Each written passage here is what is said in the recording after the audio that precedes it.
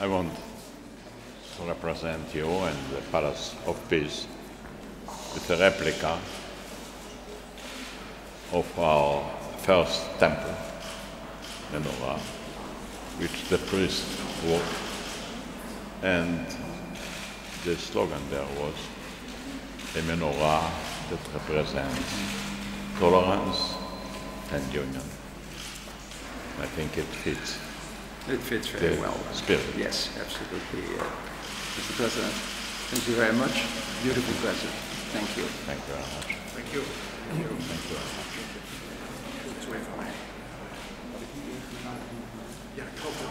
Shall I introduce you briefly? Sure. Ladies and gentlemen, it is my great honor and an even greater pleasure to introduce to you the President of the State of Israel, Mr. Simon Peres. He just has had talks with the International Court of Justice. And as you all know, we are celebrating this year 100 years Peace Palace. And that, of course, is an ideal occasion to look back, but it's even better to look forward. And I understand that the President is prepared to make a statement and that he is also willing to answer a few questions, if I'm not mistaken. Once again, Mr. President, I also want to thank you for the beautiful present you just have handed over, and I'm sure it will find a very nice place here in the Peace Palace. Thank you very much. Thank you very much. For me, this visit is of a moving nature. I hope very soon we should be able maybe to make a use of the Palace of Peace. As you know, we just started or renewed our negotiations with the Palestinian people. I do believe the chances are great and good. I think the parties are serious. Our government took some difficult steps in order to enter the negotiations. And I know personally for a long time the president of the Palestinian Authority, Mr. Abbas, as we call him Abu Mazen. The two of us signed the Oslo Agreement, and I think he's a man of peace and a serious person. And I think it has a great importance because this may be the last conflict between us and the Arab world. The Middle East, in general, didn't reach yet tranquility. We are at a time of a watershed. Listening to the speeches at the United Nations, one can see clearly that there is a new tone arriving to our region. The only problem is it just a new tone or will it become a new situation? The only way to judge it is on the record, by what will happen, by what will be done, not just by what was declared. I think not just Israel, it's not just the Israeli problem, but most of the civilized world wouldn't like to see an added country going nuclear, I'm referring to Iran, with a rhetoric of a threatening nature, and also constructing a military option, a nuclear military option, and building long-range missiles. They don't have any purpose of a civilian nature. On nuclear options, you can say there are some for civilian use. Nuclear missiles don't have any civilian use. I think all of us would prefer to see Iran returning to the camp of peace and reason. But I think none of us can compromise on that minimal request. The world has decided, or most of the world, to try to convince the Iranian by civilian pressure, namely economic sanctions. Probably it has an effect, at least upon the declarations of the Iranians. If it will have a total effect to bring an end to the menace of Iran being a center of terror and concentrating on building nuclear bombs, it will be better. But all options otherwise are being kept. The Syrians were forced, this time by an agreement between the United States and Russia, to give up the chemical arsenal. They didn't do it before they were threatened with a military option. And once they did it, they didn't stop to kill people, their own people. Today, there is no real line between countries. The real line today is not just geographic, but rather moral.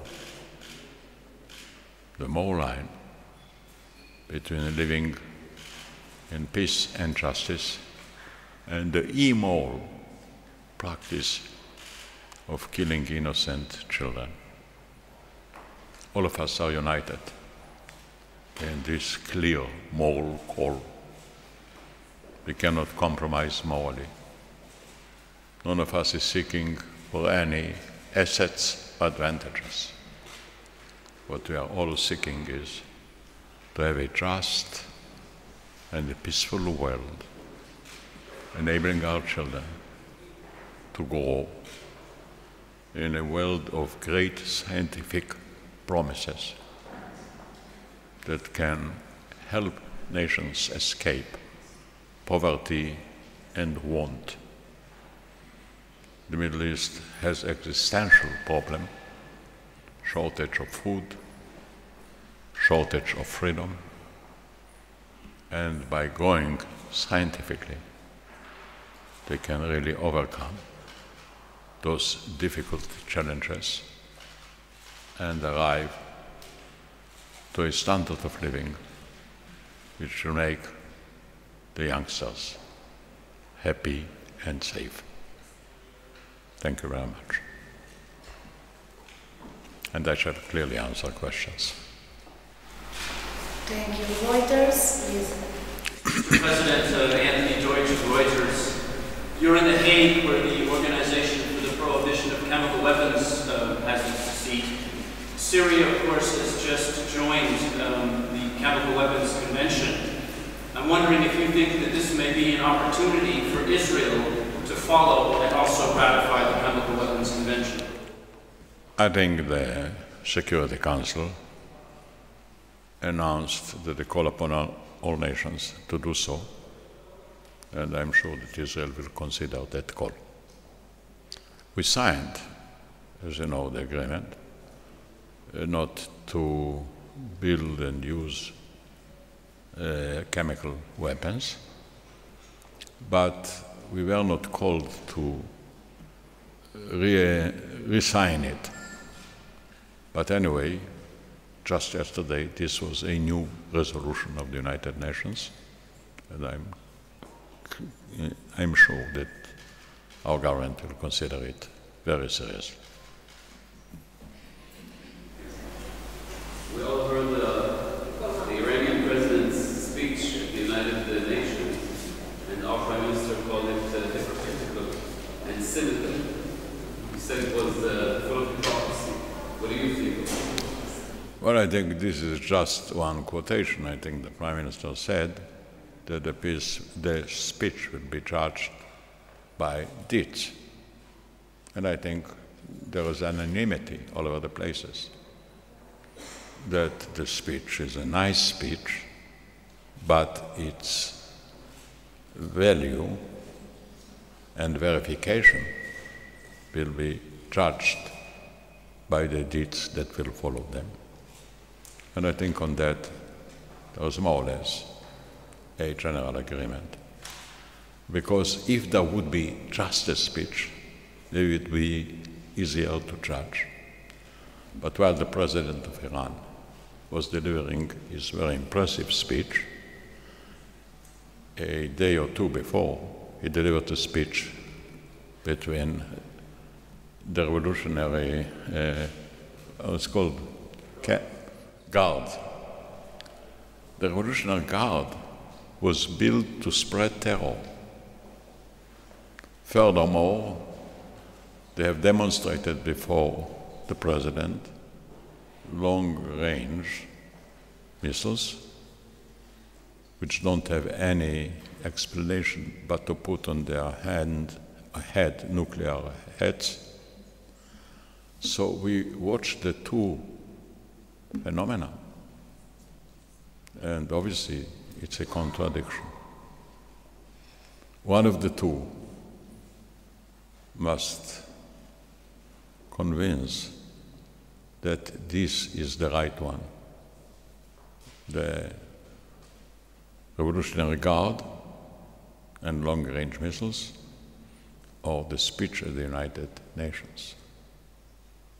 I do hope that the facts will justify the hopes of many to see a different Iran. But finally we can judge only by the facts and by the deeds. כבוד הנשיא, אם אפשר את ההתייחסות שלך לנאום של נשיא איראן בעברית בקצרה, תודה. הנה הנשיא של איראן נשא נאום מרשים בפני אומות המאוחדות. הצרה היא שהנאום הזה ותוכנו עומד בניגוד למציאות האיראנית. שכן יומיים לפני זה הנשיא נאם בפני משמרות המהפכה, כפי שהם קוראים לזה, וקודם כל צריך לזכור שהתפקיד של משמרות המהפכה זה להפיץ טרור ולהפיץ פחד. יתר על כן, המשמרות הפגינו בפני הנשיא טילים ארוכי טווח. טילים ארוכי טווח הם רק טילים הנושאים ראש גרעיני, ומה שראינו ומה ששמענו מעורר תמיהה ובעיה. כשאני שואל את עצמי מהי הדרך הנכונה לשפוט, זה לא בנאומים. באומות המאוחדות זה לא תחרות של נאומים. הדרך היחידה לשפוט זה במעשים. למעשה אני חושב שהנאומים לא היו מושמעים לולא הסנקציות הכלכליות. אינני יודע אם בכוח הסנקציות הכלכליות גם לשנות את העובדות. אבל אני יודע שאם הם לא ישנו את העובדות, לנאומים אין הרבה ערך, אין ערך בכלל. אז הדרך הנכונה לשפוט מה שיקרה זה לפי העובדות ולפי המעשים, ולפי זה אני חושב כל העולם, גם אנחנו, נשפוט אם חל שינוי באיראן, אם לאו. How can the relations between Israel and the Court of Justice be improved so that the sense of bias against Israel that sometimes lives in Israel can go away? Well, I do believe that the actual relations are very good. No problem whatsoever. I think our Supreme Court, which is a totally independent court, from time to time, as you know, our government is not very happy with the verdicts of the court, I think, gained trust in the International Court of Justice, and I think Israel too, respect, in fact, the judgments and the advice of the International Court. I think I told the President of the Court and the judges that in our eyes, a world without an international court would become a terrible mistake, or shall I say, a great danger. So Israel is totally supportive of the court, of its purpose, of its judgment.